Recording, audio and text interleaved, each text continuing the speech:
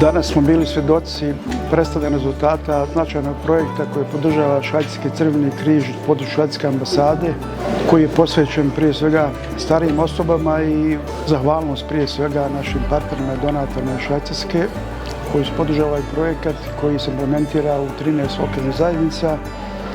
Rezultati projekta su ogromni.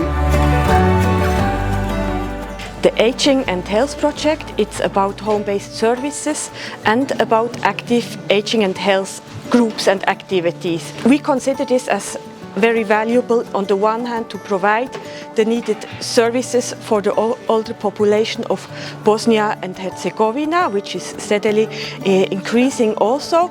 We took a moment to reflect on the project achievements, and I was very happy that we had different stakeholders who are all involved in this project presenting on how they experience and how it benefited to them. So we had people from the Red Cross, of course, but people from the municipalities. We had an auxiliary nurse, and we had people or someone who is receiving the home-based care services, and also people who are active in the active aging and health groups. So it was a broad picture which reflects all the important people making a project so successful.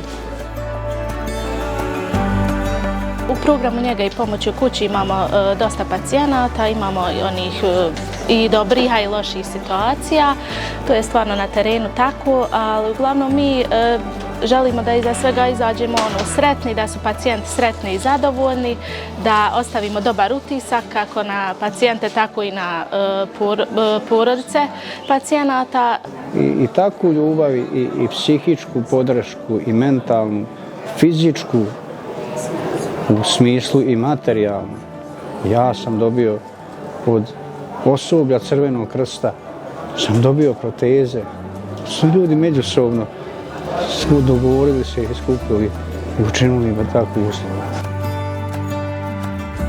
Mislim da je ovo bio jedan moment kada smo se osvrnuli na sve ono što je postignuto u dosadašnjem radu. Želimo da usluge koje su se razvile u sklopu Društva Crvenog krsta križa Bosne i Hercegovine postanu dio sistema, da prestanu biti tretirane kao projekat koji počinje završava. Znači, u narednoj fazi ćemo vrlo intenzivno da radimo s institucijama, sa dosadašnjim partnerima, sa novim partnerima, gdje ćemo nastojati da ove usluge postanu dio sistema u Bosni i Hercegovini, sistema socijalne i zdravstvene zaštite, tako da je to nešto što će biti dostupno svim starijim osobama kojima bude takva vrsta podrške potrebna.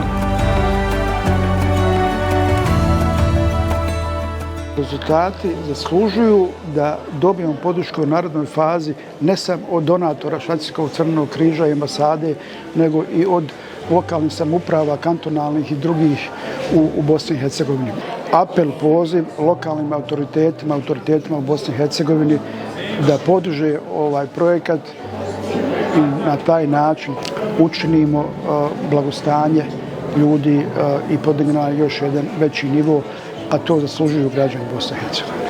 Projekat Starenje i zdravlje vraća osmijeh na lice ljudima kojima je pomoć potrebna i vraća im dostojanstvo u njihovom zdravom starenju.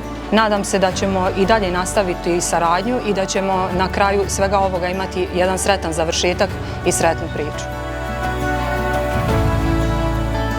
Ljubav, ljudskost, da može da pobijedi i bolest, da može da pobijedi i svaku tugu.